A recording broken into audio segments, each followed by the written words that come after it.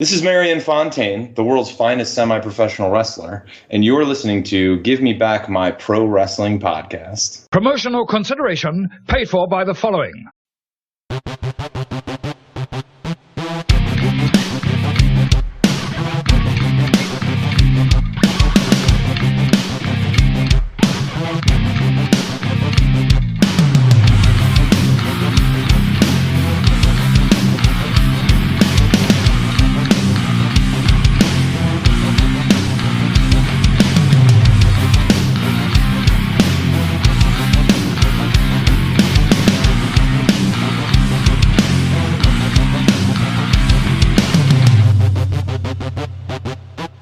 Ladies and gentlemen, welcome to Give Me Back My Pro Wrestling. I'm Dean Hill, see you at ringside. All right, everyone. Give Me Back My Pro Wrestling is on the air. Here we are back for another episode. Myself, Dangerous Dan Colley, and the Professor, Jimmy Street. What up, what up? This is like the OG version of the show. We are currently missing our third tag team partner, but yeah. Freeboard rule. Yeah, twice there, right? We got that always. So exactly, man. And, but we do need him for when we face I don't know, Dark Order next week. I don't know who's in the next set of trios tag matches, but you get the point. You're lying. You know exactly who's in those matches. I actually don't. I mean, I know. I think it is Trustbusters versus Best Friends. I think is the next one. For Friday night, I think. Okay, Trustbusters? What the is that? Yeah. I'd check it out. All right. So okay. All right. So the Hammerjack episode last time was a blast, except I have a question to ask you, Jimmy. You know him better than I do, obviously. Sure. Do I got heat with him now? I mean, I think you actually. So the thing is you brought up a title, and for a guy like Hammerjack, he smells blood. So no, you don't have heat. It's just a joke. But for a lot of you that don't hear all of our stuff, because I edit out some of the things in the show, between the segments, Dan said, "All right, if you want to do an angle, let's work an angle," and then Hammer turned it up a notch for sure. But yeah, so inadvertently for Tracy, I think Dan is the one that has to fight for the belt. I don't know. I hope not. Well, man. That's fine, because I'm on almost all of the episodes, so I have to have more downloads total.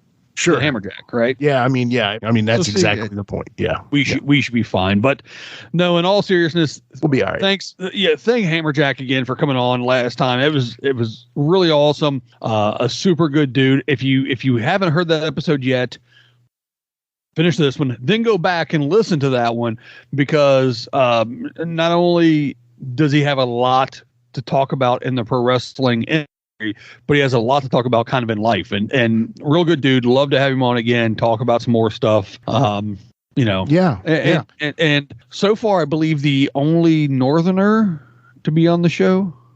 Yeah, true. He was born in the North. I mean, but it's kind of across the lines there. But so let me kind of say something here, because I see like Hammerjack, and I see Chris Michaels, and I see Jeremiah Plunkett, I see Marion Fontaine, for example, and all these people. That's the whole point of this show to me. Now, again, we're three of us. We have three different ideas, and I love that, because we can make all those ideas work, because that's kind of when we're building a show and putting it together.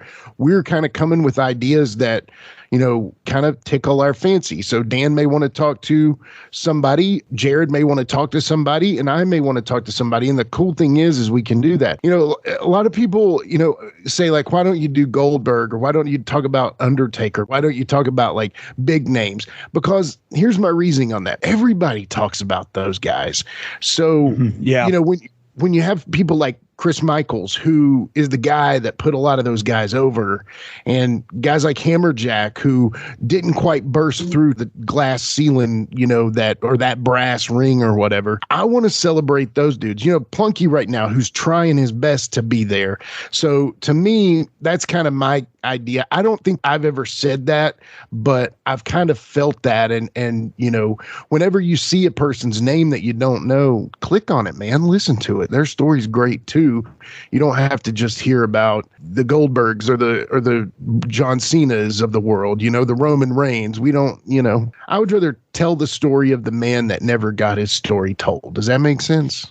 Yeah, absolutely. And that's the thing too. I mean, obviously, for those of you who have listened to all the episodes, Jared and Jimmy, obviously brothers, very similar in their taste and ideas when it comes to professional wrestling. And I'm kind of the wild card of the three of us, I think. But it's one of those things where, obviously, I like I said, again, I'm AEW mark. There's the music.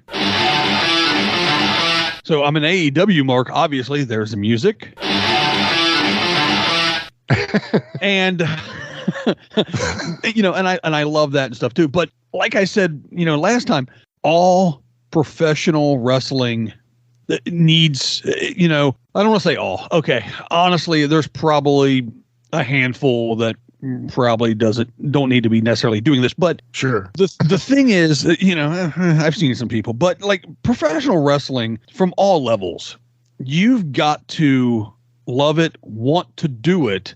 You're not going to go out there and just throw yourself out the ground, for shits and gigs. You're not going to do that. So unless you're like superhuman or something, whatever. Yeah, whoop, whoop. Yeah. But I mean, my point though is everybody, whether you've seen them, whether you haven't, whether you know them, like you said, they have a story. Yeah. It's fantastic. And we want to hit on all facets of professional wrestling. Let me just kind of put a little cherry on top of what you're saying there. If you guys trust us enough to rattle on about every part of the wrestling business, scenarios, hypotheticals, watch along, whatever, trust us enough to tell you when we have somebody on, it's going to be entertaining. I mean, if we get a guest on and it's not entertaining, you may not ever hear it because it may not be something that we want to put out there. So, yeah. So anyway, so like, no, you're right. Exactly. So like tonight's episode with Marion Fontaine, not only are we going to talk to someone who is a professional wrestler, right? We're going to talk to someone who is a professional wrestling promoter and owner of his own company as well. So, we're going to talk a little bit about that. He's got a awesome card coming up this Sunday, as a matter of fact. And I may have to make it's less than 2 hours of drive, so I may actually have to get in the car. That's awesome. Listen to everyone's stories. You never know, for the young people, where an inspiration may hit you. Yeah, exactly. And you never know when the next big superstar, where they're going to come. They all came through the system. Yeah. Well, okay. Most of them came through the system. Now there's a little bit of a different thing out there, but like, your Ric Flairs, your Eddie Guerreros, your even Cena and Batista and of course Punk and Jericho and all these people, they all came through the territory, the indie system. Yeah. And, so we're talking to those folks now. Who knows? I don't know, Plunky, hopefully, gets a shot. You see him again on big TV. You saw him, Yeah, what, exactly. a month ago? Yeah, I mean, he Plunky's always doing things. Right now, he and his tag team partner are up for the USA. They're doing the secondary tag titles for the NWA now, I mean, are there too many tag titles? I don't care. I'm glad for my friend, so. Oh, hell yeah, because, I mean, let's be honest here. Pro wrestling titles maybe don't mean that you're the toughest or the fastest or whatever, but they do mean a ton. No one that has a promotion at whatever level is just going to hand you a title belt to be the face of that company or the face of that division or whatever if they don't have any faith and trust in you. You have to still earn that. Now, predetermined finishes and things like that, but you have to earn the position to carry that belt. Absolutely. So the fact that Plunky and them are going for that title, that is huge, because it means that they have proven themselves to be those that you can really depend on, and that's amazing. I'm so happy and proud for them. I'm so happy and proud for Mike and Bad Omens for carrying straps. Absolutely. Totally amazing. Totally amazing. So, Jimmy, as we get ready to talk to Marion here in just a few minutes, is there anything you want to, bring up, or any kind of housekeeping or anything like that you want to address? I mean, we had a great show with Steve Rosenthal. We had a great show with the tag team Extravaganza. You know what? Speaking of Rosenthal, thank you for the setup. I just, minutes before we went on this live for us show, they unveiled the box art and the packaging for Bruiser Brody. It's awesome. I know, isn't it? I posted it on the socials. So yeah, it's super cool, man. And Power Town Wrestling, get on board. Get on board. They look amazing. Absolutely. If you're a collector, it's time. And they haven't said the price point. And that's one thing I really regret not asking Steve. But the thing is he said in the interview, he said, we're going to announce the price point. So I don't even know if he would have told us, but he dropped that they're going to be at New York City Comic-Con on our show, which was kind of cool. So, that was kind of cool. They missed San Diego, but yeah, they're going to be on New York City.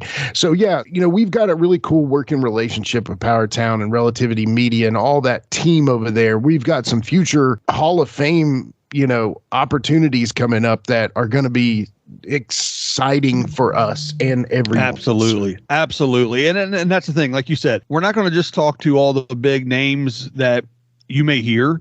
If you want to listen, if you want to listen to people talk to, I don't know, Road Dogg, Jesse James, if you want to hear people talk to, I don't know, Al Snow, I don't know, throw a couple names that you might know, Jimmy. I mean, Sin Bodie, Steve Kern, all those. If you want to listen to those, listen to Jimmy's other show, our cousin show, which is Live and in Color with Wolfie D. So I like it. Yeah, you see how I did there for you. Like that? I'll send you $5 right now. I appreciate it. Well, you had to tag me in sometimes. So, all right, we're going to jump off here. We're going to take a quick commercial break. So when we come back, we're going to be talking to the world's most famous semi-professional wrestler and the handlebar haberdasher, Marion Fontaine. Hey guys, this is Wolfie D from PG-13. Check out my podcast, Live and in Color with Wolfie D, every Monday at noon. We're talking Memphis, we're talking ECW, WCW, WWF, everywhere that I've been. We even have some great guests, some Hall of Famers on the show with us. Every Monday, Live and in Color with Wolfie D. If you're a pro wrestling fan, there's something for everyone at the Cheap Heat TV Podcast Network. From the Pro Wrestling Discussion Show, Cheap Heat TV Live, to the interview show, the Jackson Interaction Podcast with the king of all wrestling media, Gene Jackson, to the silliness of the Whitey Jenkins Show, and the brand new Zip, Xander's Irresistible Podcast with Charles Anders. You can check them all out and much more over at cheapheattvlive.com.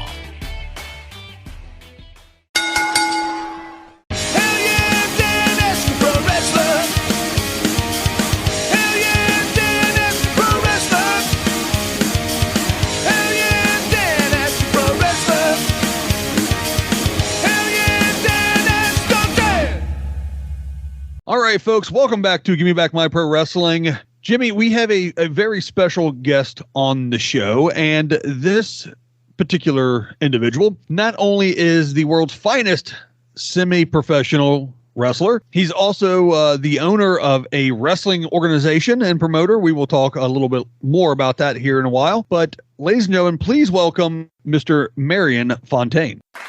Cue the applause, cue all of the and getting piped in. Absolutely. Yeah, we're acting like this is a WWE show and we're just piping the sound. It's no problem. a resounding ovation. People are standing. I know it's not a visual medium, but trust me, they're standing right now. They are. Yeah, look at them all. Everyone's on the front. So hey, you guys, sit down in the front. All right. So, we talked a little bit before we started recording. about how long you've been in the business and things, but go ahead and let's do the cliche stuff. Let's start off with how you got interested in professional wrestling and who trained you and kind of the start of your story, please. Oh yeah, it's a pretty fun one. I'll try and truncate it because I could talk and talk. But I grew up when backyard wrestling was really big. Those Best of Backyard Wrestling tapes came out in about the mid to late 90s. And that's when I was in middle school.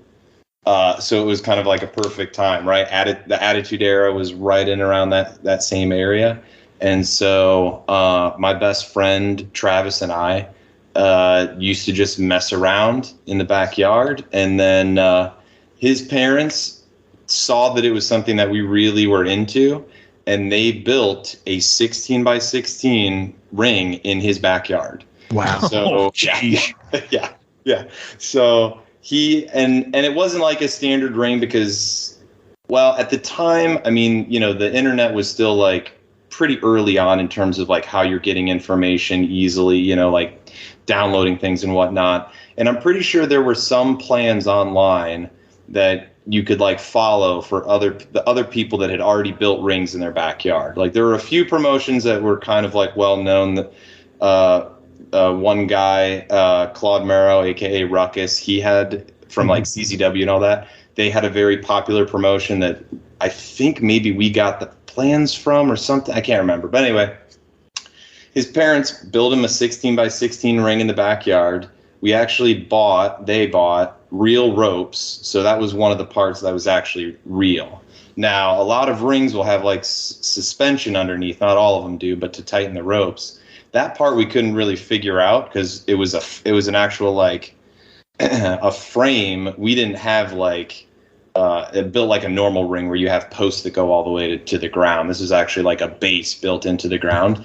Yeah. So to make that suspension happen with the ropes, he lived in the woods, and so what we did is each corner was tied to a tree. And that's how we got the suspension and the tension to work on those ropes. And so it's pretty crazy, right? Pretty.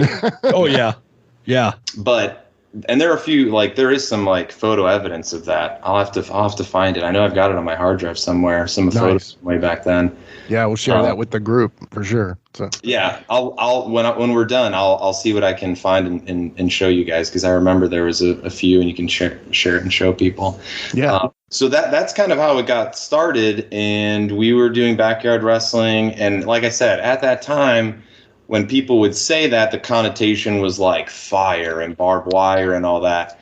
And we were still kind of young, and for the most part, our parents were very active in what we wanted to do. They knew that this was crazy, but they still were like, making sure that we weren't doing any of that nutsy kind of stuff. Sure. Yeah, right. And so we all grew up watching WWF and WCW and ECW, and we were more focused on putting on a show. Yeah. Like we wanted to focus on like stories and characters and show names and the art behind it. And we had our entrance. At one point, my buddy's dad built a lot of stuff for him that was really cool. One of the things that they did is they took like a rotisserie motor and they like put an old satellite dish and they spray painted it. And so it said HWF, Hardcore Wrestling Federation. And they spray painted the satellite dish, and so it would spin in the entranceway just all the way around. So there was some like cool that's pretty cool. Yeah, I mean for backyard work, that's actually pretty good production. How often did they win Coolest Parents of the Year award? Yeah, right. Exactly. Yeah, they really. I mean, it became a whole thing. We had people travel from all over to come and do our shows because there was like a message board, and so we made a lot of contacts. Some of my best friends came out of it. A lot of people that I backyarded with, I still wrestle with. Ricky Shane Page, RS. Oh yeah. We've known each other since teenagers, and so he was one of the guys that was there doing it, and we ended up getting on the Toledo news because where I grew up, we were pretty much right in between Toledo and Cleveland. And I remember the newscaster coming out because they were trying to kind of do an expose. I'm like, what are these kids doing in the backyard? Sure. come to find out, they're like, oh my gosh, this is like a production. And so they kind of had to spin the story to be like, wow, these kids are like really trying to do something here. A lot of the stories back then too, you saw in the news was like kids hitting each other with 2x4s and getting killed in the backyard. And, and you guys were like, no, we're not. No, we're just doing a show. We capes and lights and such, and occasional elbow drops. Right. Yep. Exactly. Yeah. 100%. And so, this happened pretty much kind of through high school, maybe a little bit of college or so. But then some of the people, like I said, Ricky, they're a few years older than us, like about 2 years old or something like that. And that's all Ricky's ever wanted to do is be a professional wrestler. And so they started going to a place in Cleveland that a well-known promoter back then called JT Lightning. He ran a school. He also trained Josh Prohibition, M-Dog 20, and Johnny Gargano. They kind of all came out of there. Ricky and a few other guys would go from Sandusky up there. They'd train, and then they'd come back and show us kind of some of the stuff. They'd be like, hey, here's what we learned tonight. Like, here's what we learned. Nice. So was that Cleveland All-Pro at the time?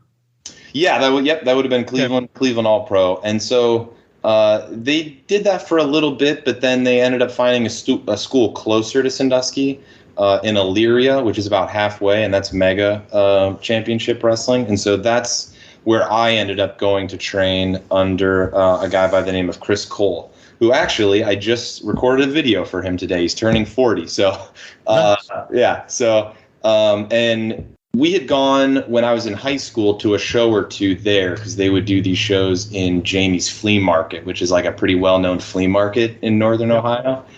And I didn't know it at the time, but Chris Hero, who's originally from like the Dayton area, he spent a lot of time early on in MCW and also showed, my trainer, Chris Cole, a lot of things. And so he kind of like was a mentor to my trainer, Chris Cole. So yeah, did that in Mega Championship Wrestling, trained there, did a few shows before that with some other friends that were putting on shows. So trained there at Mega Championship, and then much since 2005 have been pretty consistently wrestling. Did stuff before that, but probably, hit the ground running since then in this wild world of wrestling. Yeah. So like you were saying, you've got almost 20 years in at this point. Yeah. My first match in front of like a paid audience was December of 2002. And that was other friends that we had that they were running backyard shows, and they just ended up actually buying a ring. They bought a ring and they started doing their own shows with some guys that were trained, some other guys that were friends in the backyard, whatever. And so their very first show was at this really cool venue called the Beachland Ballroom. And I think the exact date's like December 1st or something like that. But we lied about our age to get on the show, me and my buddy Travis. Yeah. Like you do. We just right. turned 18, when in reality we just turned 17. And so we got on that show, and there still is footage of it, and it's just like, I don't know what I was thinking. I mean, I was 17, you know what I mean? But like, I'm in a white cutoff shirt, basketball shorts, and I think I had like a white beanie that I came out with or something like that. It was always the showman back on. Yeah. Sure.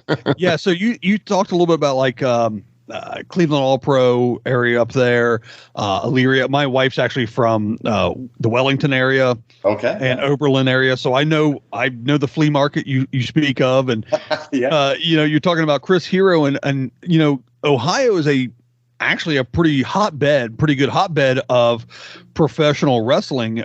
Here in Columbus, within 45 minutes, we've got, three, I think. I want to say three off the top of my head anyway, different promotions here going on. So you grew up in a pretty good place to be able to follow, your dream of being a semi-professional wrestler. And so that's awesome. That had to help quite a bit.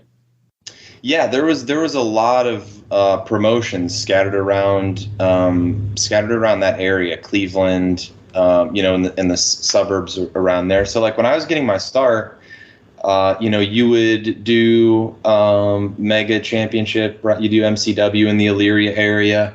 You go to Cleveland for Cleveland All Pro. There was a promotion down in like Alliance, which is like down by Canton.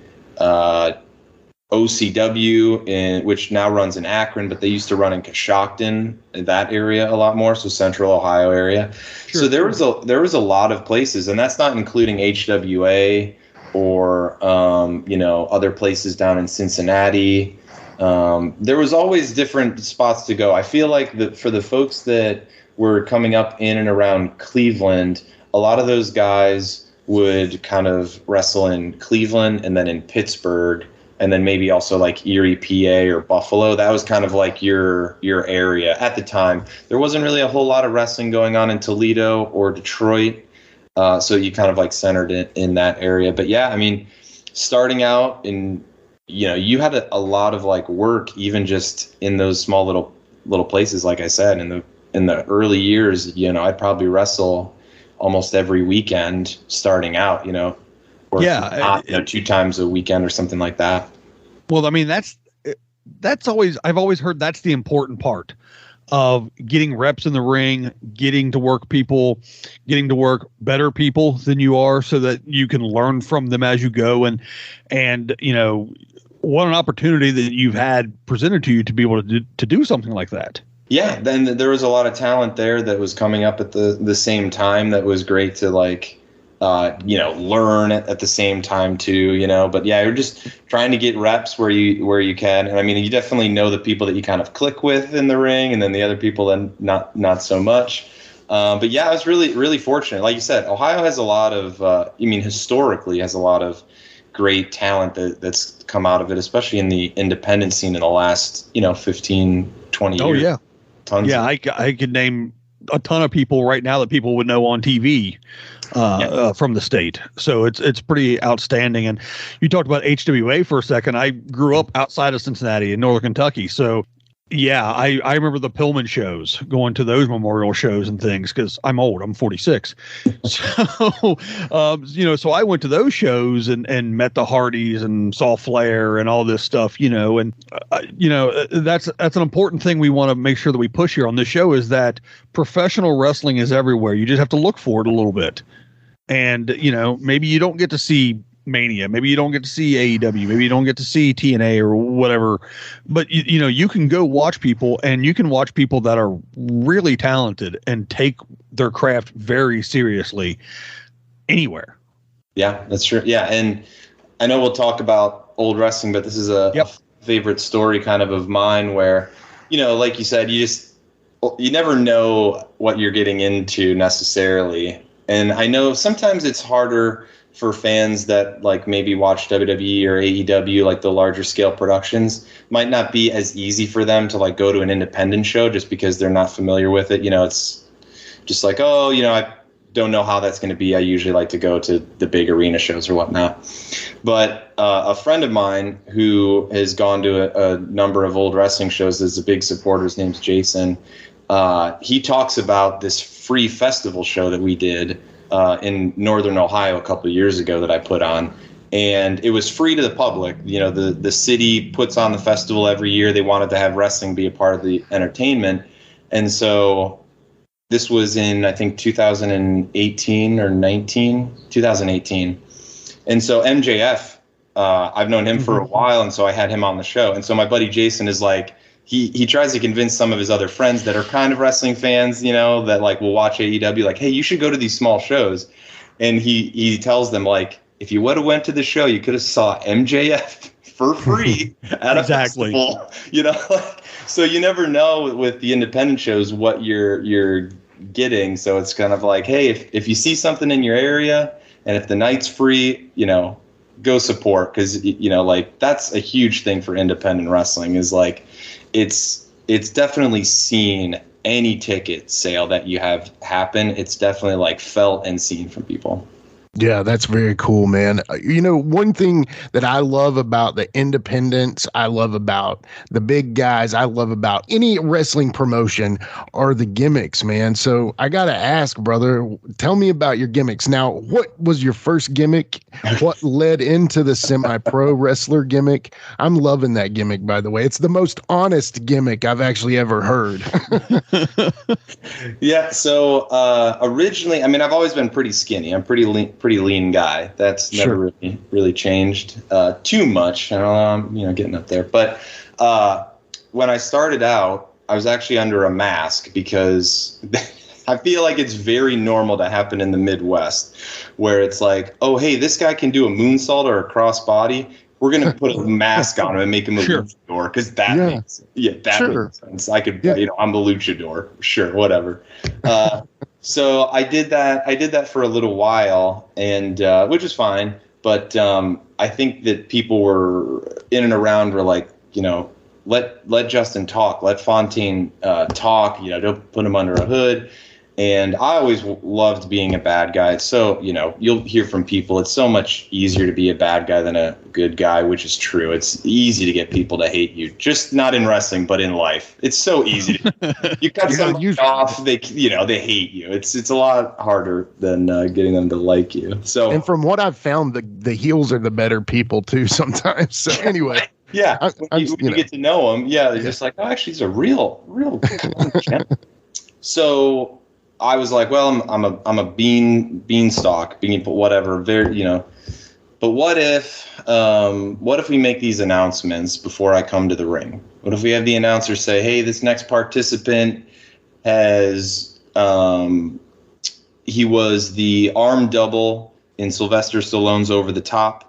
This person has made Chuck Norris cry not on one but two occasions, and he's also done yada yada yada. All these ridiculous accolades that you think, oh man, this guy's gonna be like huge, tough, SOB.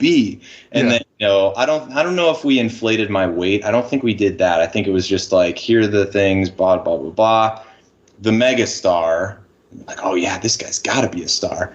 Yeah. Marion Fontaine, then I come through the curtain and it is very gloating, and people are just booing immediately because they're just like, this is not what we expected. Yeah. Yeah. And we were fired up for the new Ultimate Warrior guy or something. We're ready for this.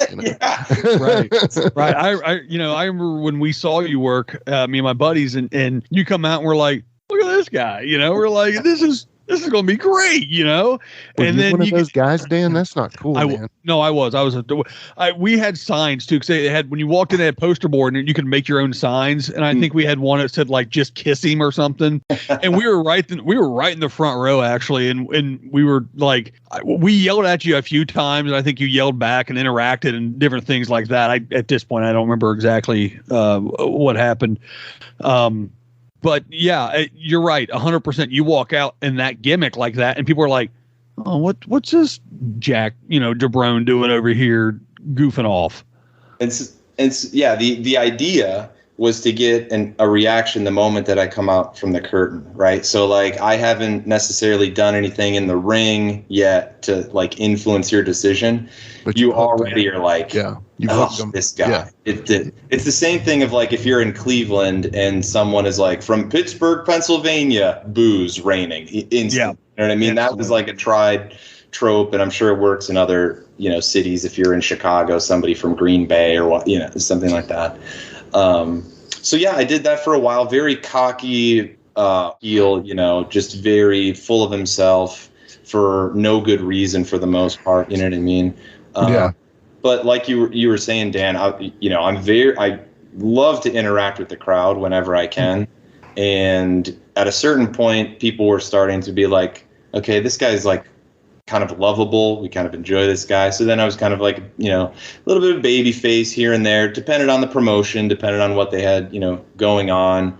I think some of the best like heel work that I did was for a promotion called Pro Wrestling Ohio, also Prime Wrestling, which was a show that was actually on Sports Time Ohio for a number of years. And so Joe Dombrowski was one of the people that was putting that on, but a lot, Gargano was on it, Greg Iron, Josh Prohibition, a lot of people were on that. So I did that character for a number of years, and there came a point where I was like, hey, I kind of want to do something different. And a buddy of mine, wrestler buddy, Eric Ryan, sent me a Heineken commercial. And the Heineken commercial was this guy, because I've had a mustache for most of my career, almost all of it, since about 2007 or so. So that played a part in it too, a lot in terms of, merchandise, things like that. And Eric sends me this commercial of a guy with a big handlebar mustache, and he can't fit in anywhere. He goes out to a club and people are looking at him weird. He goes somewhere else, people are looking at him weird. So then he's like walking by himself on a night, and he sees like a light, and it's in this warehouse. He opens the doors, and it's a bare knuckle boxing. I remember that commercial. Yeah. Did you remember? Okay. So he sent that commercial, and he's like, this is what you should do. And so I transitioned into this very old timey bare knuckle boxer pugilist character, which I don't necessarily really do anymore. I still have like hints of it, but probably when you saw me, Dan, I was still kind of doing that very kind of like, put your dukes up type character. And that also was a whole lot of fun to do that. And, we put together some videos for it to introduce the new character. So I did that for quite a while. And then now it's just kind of like not doing that so much as being this very kind of like generic-esque kind of semi-pro wrestler. Now is where we've kind of landed. Yeah, I like that. I noticed this really cool thing, and I kind of am skipping ahead here, but not that we can't go back, but I saw something really cool, man. I was looking at your merchandise, dude. Your prices are out of this world, by the way. Now, we'll let you put yourself over here in a little bit as far as your websites, but my God, man, how cool of you to actually price things that are actually affordable, in an almost ridiculous way, Yeah, I think most likely it's some stuff might have like maybe a little bit of low inventory here or there, I think. But in terms of like a lot of my merchandise, so for the most part, I'll usually print my own stuff because I do kind of, art is what, my main driver is in terms of my career. So Awesome. I've pretty much made a lot of this stuff my own art project. Okay, and so for a lot of it is just kind of like, if I'm breaking even, I'd rather like just see it out there in the world and give it to people. Yeah, makes total sense. Yeah, total sense. And so that's kind of like where I've been. Not to say that it's, like people should be making money, right? If there are guys on the grind and they're trying to make this happen, like definitely make your money. But I've sold enough T-shirts over the years that I'm just like, I know where I'm at, and like if you're going to buy something totally cool, I'll probably throw in some freebies. I do that a lot too. So like, even if you see something on the site, like you probably get a couple stickers and some other stuff that gets thrown in there. But it's just about kind of like getting it out there for folks that still are interested in a Marion Fontaine shirt or whatnot. But yeah, trying to keep it reasonable for folks. I love it. It's a really fresh idea too of keeping it at a level, that I will say this. I bought so many T-shirts for wrestling in my life, and I've never seen them at such a great deal as yours. So once again, we'll let you plug all that at the end, but I just had to get that over because I was blown away by that. So yeah. All right, so we're going to take another quick break then. We got to take the break so we can make a few bucks. Not that we make any bucks, really. But we're going to do that. When we come back, we're going to talk to Marion Fontaine. We're going to talk about Olde Wrestling and the big show coming up this week.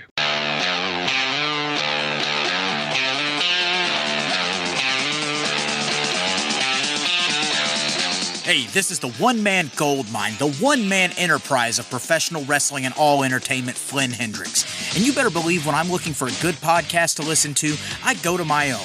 I go to the I Know You Hear Me podcast hosted by me, Flynn Hendricks. That is such a fresh perspective for how you should look at life, too. I love that.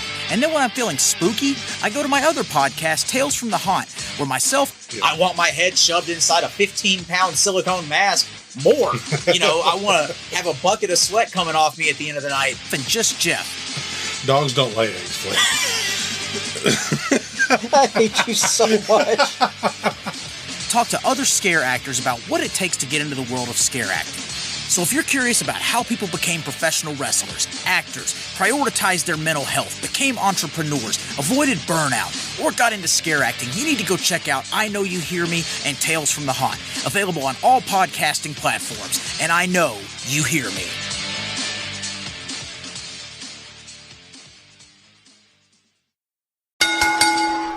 All right, folks, welcome back to Give Me Back My Pro Wrestling. We are speaking with Marion Fontaine, and we want to talk about old wrestling. So I'm actually going to go over here and turn on the Give Me Back My Pro Wrestling Wayback Time Machine. Give me a second here.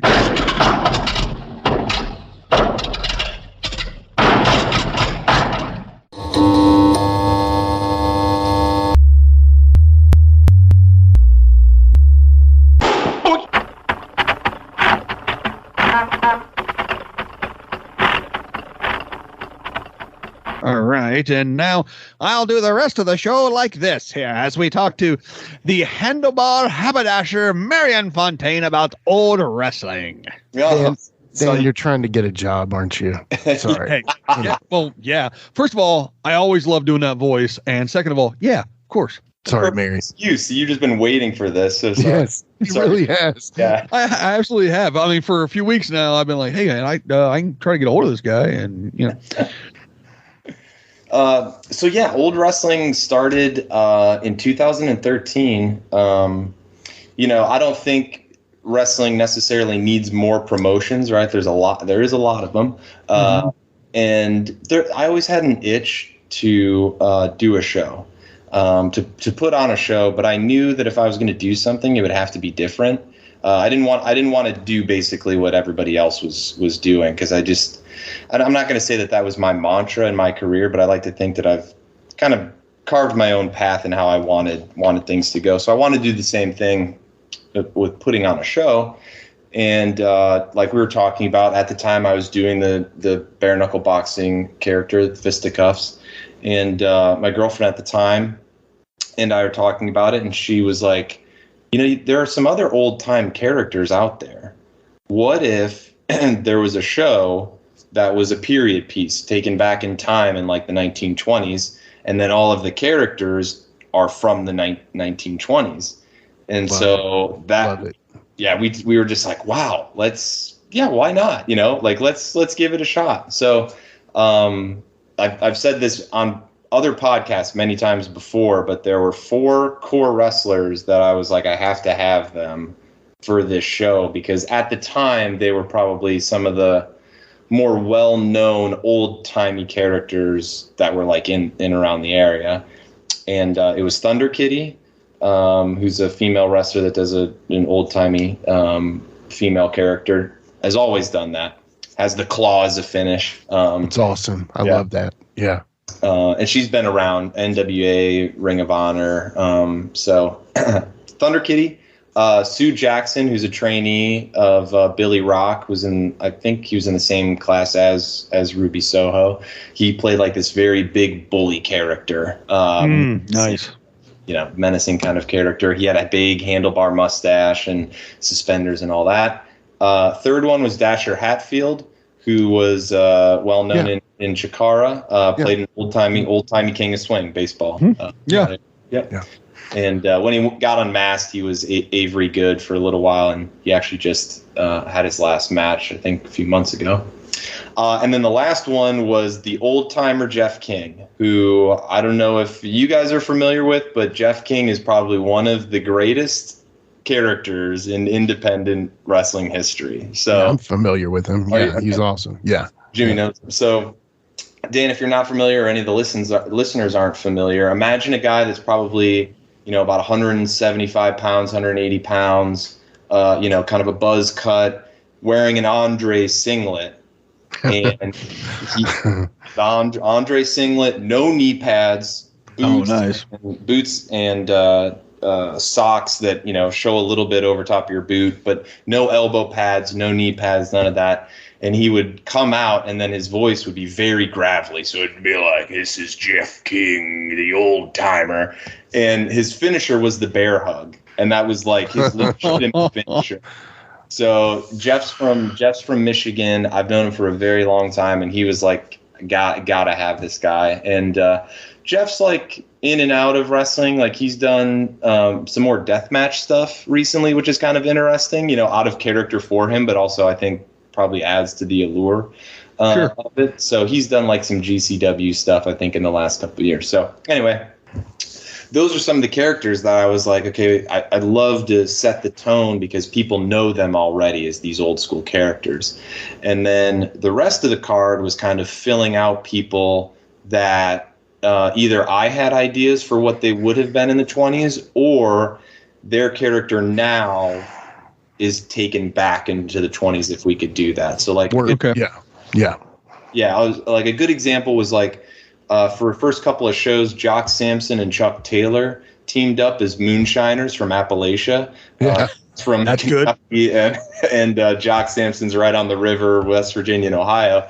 Yeah. So like that just makes sense for those guys, And so that's been a lot of the fun in doing these shows, is working with people on characters, like what they would want to do or what idea I might have for them.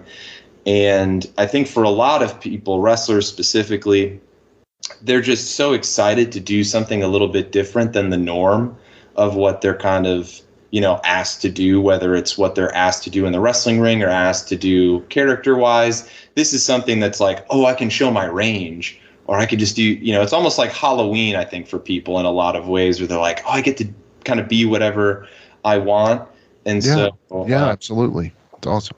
Yeah, so it's led to a lot of really fun and ridiculous things. I mean, we change history a lot of the time. Years ago, we had a cage match, the first ever cage match in wrestling, and it decided if Prohibition would end or continue in the United States. So, very cool, very cool. You couldn't get Hackenschmidt and Gotch.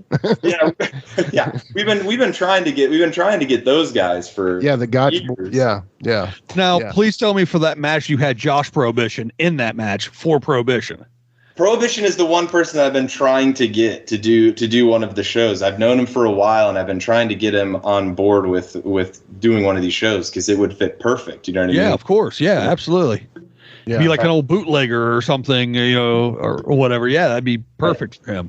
Teetotaling, politician, or like, the Elliot Ness's right-hand man, right? One of there you go. Well, with Elliot Ness being from Cleveland, that would work out perfect for up there. So you have a big show coming up this Sunday. Yeah, so the show on Sunday is the 9th Extravaganza. So it's the 9th one that we've done. The Extravaganza was the very first show that we ever did that I was kind of talking about with some of those characters. And it's in Norwalk, Ohio, which is about 45 minutes or so west of Cleveland. It's in the area that I grew up in. It's the same exact location that I saw my first independent show. Oh, that's awesome. And so I have a lot of fond memories of growing up where I did. And so I'd like to think that I'm able to afford the area something cool and give the community like an interesting event that they might not otherwise get to see, right? They might not be able to drive to Cleveland or drive to Columbus or afford it. And so, doing it in our own kind of backyard, so to speak, is really, really fun and exciting, especially for friends of mine and family that are still in the area that get to, go to the show or, be a part of it. I think is a fun story. And, what's great is it still is, easily like to commute, right? Columbus is maybe 2 hours away. Like hour and 45, I think. Yeah. Hour 45, and we get fans that have, not only do we get fans from all over, we'll get fans from Chicago, the East Coast to come. Fans have started to dress up over the years. And so if you're at an old wrestling event, you'll see people dressed like it's in the 1920s. Women will be in dresses, guys will be in suits. And so the Extravaganza is kind of the big show that we do every year. There's a few other shows that happen throughout the year. We had one in Cleveland in June. We'll have one in Detroit at the end of October. But the Extravaganza is where we kind of pull out all the stops. There's a live ragtime band that actually plays wrestlers to the to the ring. There is no like DJ. It's an actual band that will play you. Very cool. Awesome. That is awesome. Tell me your ring announcer uses the old big megaphone cone to do the announcing. We have done that at a few. Some of the very first events, what we actually did is we rigged up the mic to drop on twine from from the top of the barn, because it takes place in a barn. So we try to set the tone as much as we can with those things, Dan. And yeah, we have one of those big megaphones that we have like an announcer that is kind of like during matches is kind of like getting people amped up and things like that. Mm-hmm. So we've got one of those old timey megaphones that's being used. So if I ever book Jimmy Hart, I'm going to have to tell him, hey, we got to go analog here. Oh, baby, don't worry about it. I'll take care of it. Yeah, I can imagine that sounds like a blast. So for those of you that are close to it, please go. I may have to, guess I'll have to jump in the car Sunday and drive myself. Talk a little bit about who's on this card and who you've had in the past. Like we talked about, sometimes you never know who you're going to see, in today's environment, especially, sometimes you just don't know. I mean, there was a time when Mox would just show up at places, things like that. And so talk a little bit about who's on this show and who has been on the shows in the past. Sure. Yeah. I would say one of the headliners for this show is someone that used to do old wrestling shows years ago before she was signed to the WWE. And that's Ruby Soho. So Ruby Soho hasn't been on an old wrestling show probably about 6 years or so. But luckily now with AEW, she is able to do shows like this and whenever she wishes, I'm sure. But I've known her pretty much since she started. I was at the very first show that I think she had wrestled at. So we've had a great relationship over the years. I think it's amazing what she's been able to, accomplish. So she'll be on the show. Some other fantastic talent. Matthew Cross is on the show. He's been our world champion since the very first event. So we'll joke that he's the longest reigning champion of all time. And there's been times that people like Matt loves to talk about it. He's been the champion for 3,246 days, whatever it is. Sure. And Matt will routinely share that on social media, and you'll inevitably get someone that says, well, Bruno Sammartino was, 2,000 more days or something like that. I love to chime in and say, who's Bruno Sammartino? I've never heard of that person. Your kids are going to love him. Right, yeah, the kids are going to love because he hasn't been born yet, I don't think. Maybe absolutely. Yeah, right. So some people get the joke, some people don't. But yeah, Matt's been the champion forever. Awesome. Hey, let me interject because one of my favorites is my old buddy Tracy Smothers, rest in peace.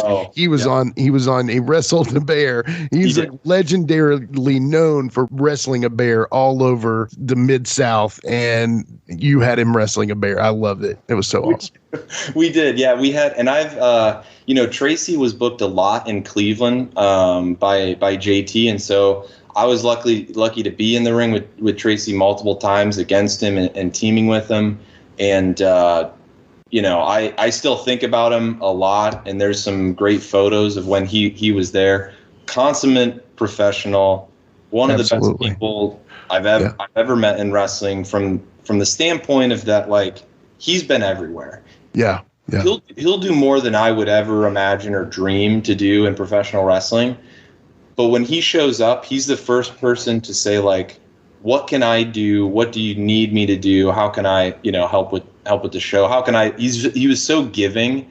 And when you're a wrestler and you're on shows with like a lot of your idols or people that you deemed as heroes when you were watching as a kid, you can get let down a lot when you're in those rooms, seeing the behavior of a lot of those people.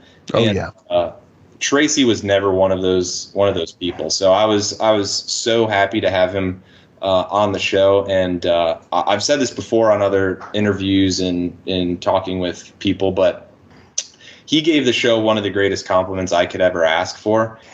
He wrestled the bear, Artie Evans. I loved it. Yeah. And he said, he was like, Justin, man, you got to take this on the road. you got to go to other places. You got to do this thing on tour, man, because it'll work.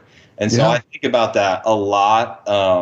I don't think that'll ever happen because of the stress involved. But I do love the idea that this man who was in WWF and WCW, ECW, Japan, wherever, he thought enough of this concept to say that you could make this work across the country in towns. So. I think about him fondly a lot. But yeah, Tracy did the show. He wrestled a bear on the show. You know what I mean? So he got the concept, and he was totally. All. You know? Yeah. But then on this show coming up, like I said, RSP, Ricky Shane Page, well-known independent wrestler, you know, Japan and England. He plays a Southern judge known as Judge Hugo. So that's awesome. Very different from his normal character, for sure. He dresses in all white, head to toe, white shoes, white pants, white jacket, everything. He'll be on the show. We've got some folks from the East Coast too. A young lady that's wrestling Ruby Soho, known as Abby Jane. She's done at least one or two dark matches for AEW and Impact Wrestling.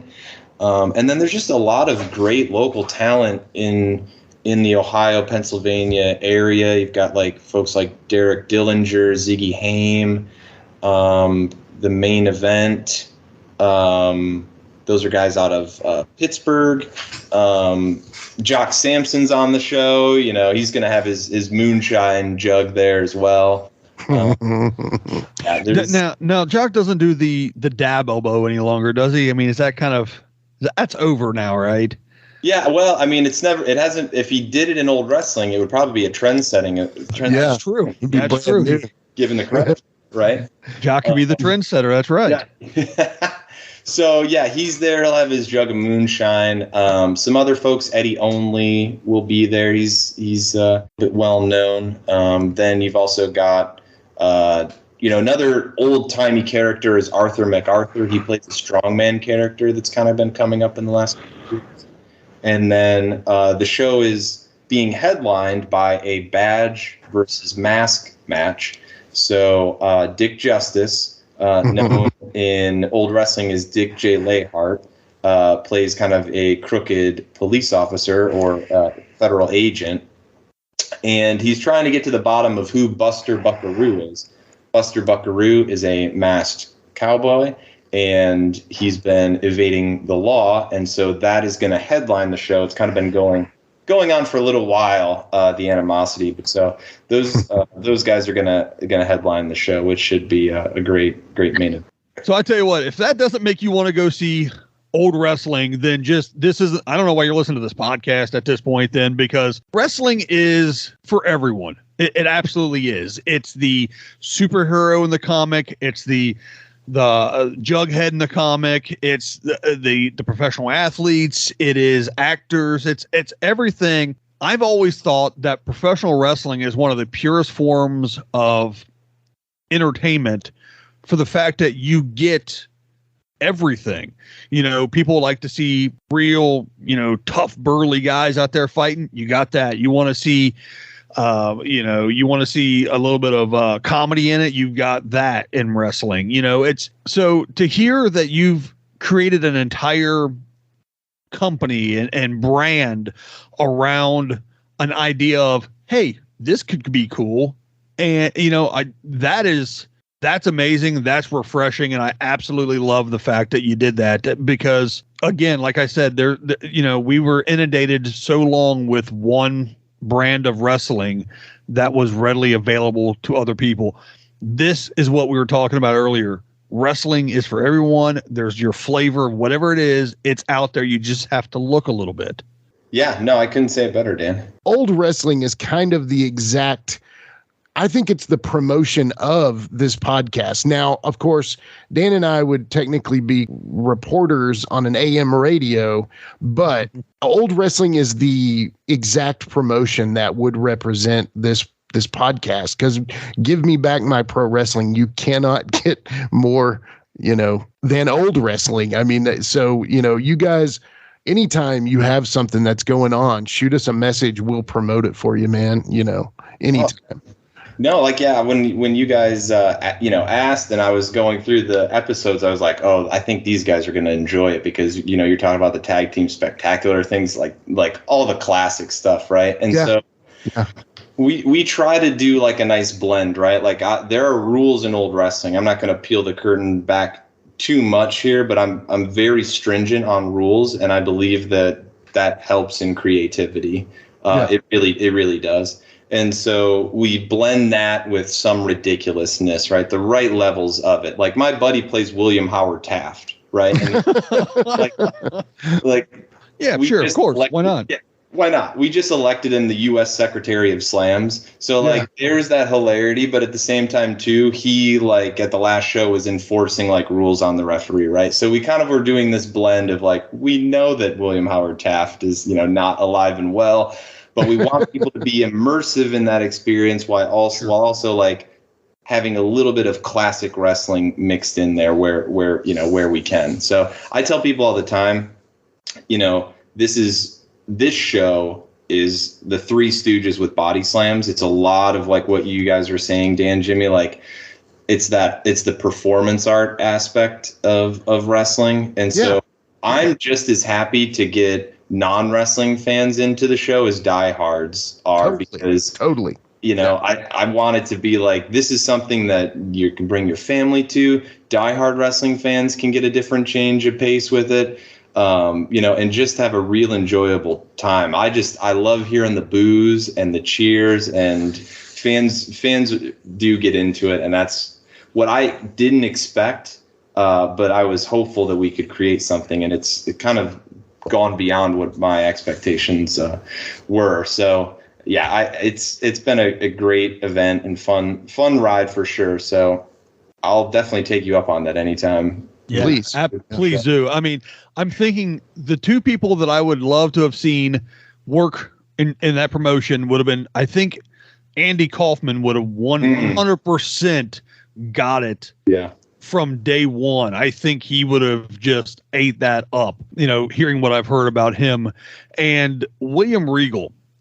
I mean, that's where he started. He started in the, the carny style of wrestling on the pier, and that's, every time I hear you talk about this or what I've seen about this and everything else, that's what it really makes me feel is, we're going to go to the pier, have some peanuts, pay a dime for, to get into the show, see that, take my best gal on the tilt-a-whirl and get a chicken dinner. I love that time frame anyway. I'm a big nerd when it comes to that kind of stuff anyway. So, when I hear, I can go watch old timey wrestling. Yeah. Okay. Just fabulous. So as we go ahead and wrap things up here, I'm going to go ahead and let you plug all your socials and everything. Of course, I personally, like I said, I want to thank you for being on the show.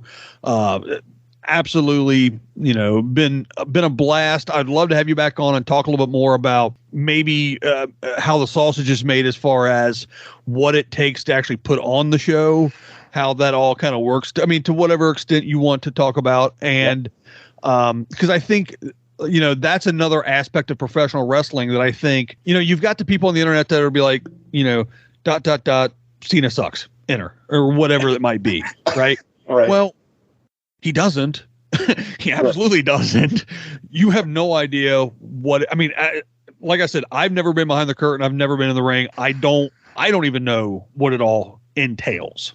Yeah. So, I think portions of that would be good for the populace. I think small doses of, and then so you go, oh, okay, I see what they're doing now. Yeah. So if you'd like, I think eventually I'd like to do something like that sometime. Yeah. So let's explain to Marion first. Social media, it's a meeting place in the future on electronic devices. Right. Okay. We don't use typewriters anymore. I'm positive you'll be very popular on there once it happens. Okay. So, whenever, and the whole idea of the internet, I know is way beyond you right now, brother, but just keep in mind, it's going to be there. So if you promote it now, it'll be there in the future for you. I promise. Okay. So almost like instant telegrams is what we're talking about here. Yeah. Yeah, it's almost like the exactly. telegraph. It's almost like doing the telegraph with like Western Union, but it's a little more instant. Right. It's a gathering place of exactly. Yeah, turn the Marconi machine on and go ahead. Yeah, in terms of Marion Fontaine, there's some social things here and there, but you can always just go to semiprowrestler.com. And that's you can email me. I think there's a phone number on there. You could also just text me. You could call me, text me. I'll answer. I did. Yeah, you guys did, so it worked. Semiprowrestler.com or Marion Fontaine on Facebook. It's also Semi-Pro Wrestler on Instagram. So Semi-Pro Wrestler, that's pretty much the one social media channel that Marion Fontaine will use is Instagram and Facebook a little bit. And then in terms of Olde Wrestling, pretty easy to remember. Everything is at Olde Wrestling with an E. So Twitter, Olde Wrestling with an E, OLDE Wrestling. Same for Facebook, same for Instagram, YouTube, all those social media channels that you all are talking about. I imagine no one's taken the username yet, so I'm pretty sure you'll be able to find it there. So yeah, we've got all the updates, all the show information is all there. And like Jimmy was talking about earlier, we try to keep prices at like a good level. And so, at the show at the Extravaganza, general admission is $15.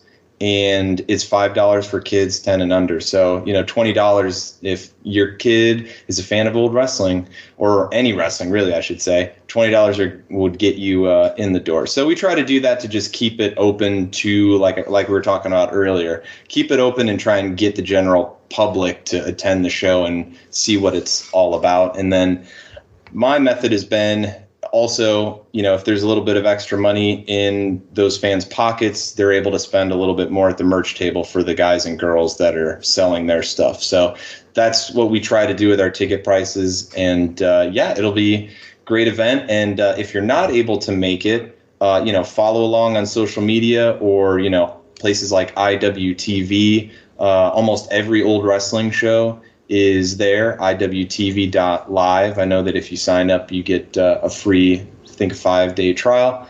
But it's basically like a Netflix or a Hulu for independent pro wrestling. There's it's great. Thousands of promotions on there.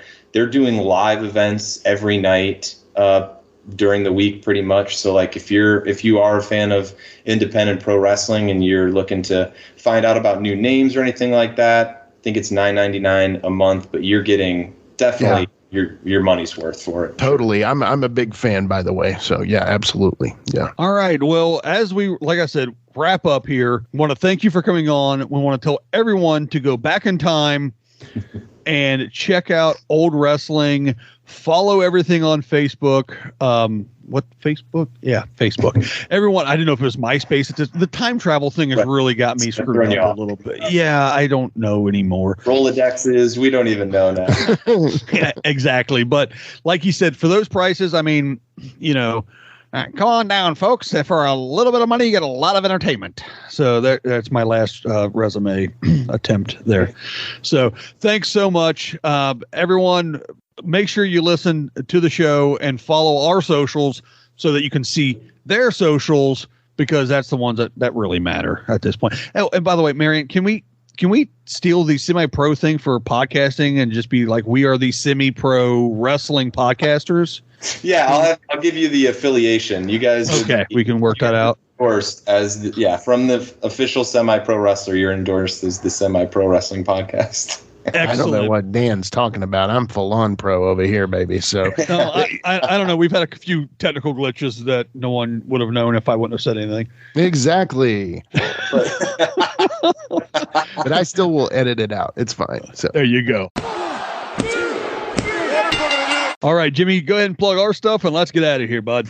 Yeah, as usual, thank you so much. Marion, we are GMBMPW on Facebook, Instagram, Twitter, everything else. If you find us on something else, it's probably because it's happened. I've always said that, we're on YouTube, GMBMPW. I don't know that we'll ever be on TikTok, but keep typing in GMBMPW on TikTok and we may show up on there as well. So you never know, but hey, we appreciate you all for listening. Thank you all again for coming by the good old Give Me Back My Pro Wrestling. I'm trying to make it something old here. and make sure folks to go ahead and buy war bonds. There you go. This episode is sponsored by the Dapper Hair Cream Company. Dapper Hair Cream Company. Dan. Make sure. Yeah, I'm a Dapper Dan, man. Damn it. I know. For this episode, I should have been Dapper Dan, man. Hey, how pissed off were you at the Sherlock Holmes movie that totally ripped off your idea? Yeah. The suit's still out, so you know what I mean. I can't talk. Good. Okay. You got an NDA on that? Okay. I my lawyer has suggested that I.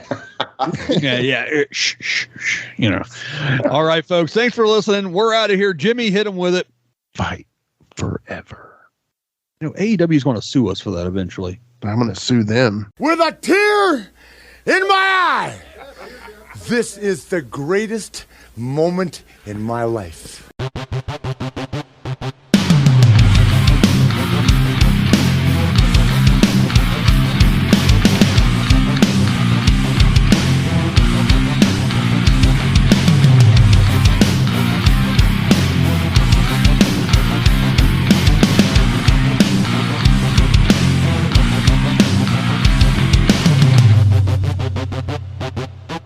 We'll see you later. This has been a James Rock Street production.